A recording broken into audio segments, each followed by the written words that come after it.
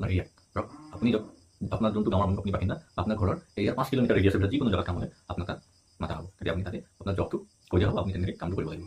আৰু সেই জবটোৰ কাৰণে এটা পাৰ্মানেণ্ট এটা জব কাৰ্ড থাকে। জব কাৰ্ডটো আপোনাৰ নামত ইছ্যু কৰে পঞ্চায়তে।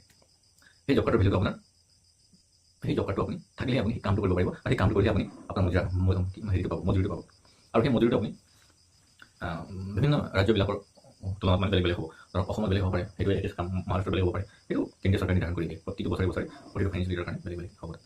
ঠিক তেনেকৈ আপুনি কাম বিচাৰিলে, কাম 15 দিনৰ ভিতৰত আপোনাৰ এলেকাৰ 5 কিলোমিটাৰ ৰেডিয়াছৰ ভিতৰত কামো পালে, তাৰপাছত আপুনি কাম কৰিব পাব।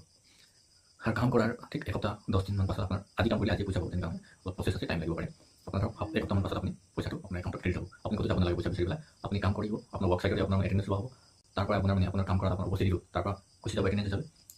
তাতে আকৌ পঞ্চায়তৰ পৰা গ্ৰাম ৰোজগাৰ সহায় মেইনলি সেইটো কামৰ লগত দায়িত্ব থাকে, আৰু পঞ্চায়তৰ সচিবটো থাকে, কিন্তু মেইনলি আপোনাৰ গ্ৰাম ৰোজগাৰ সহায় গোটেইখিনি চোৱা চিতা কৰে। তাৰপিছত আপোনাৰ ব্লক অফিচত যাব, ব্লকৰ পৰা আপোনাৰ এক্টিভ কৰি দিয়া হ'ব।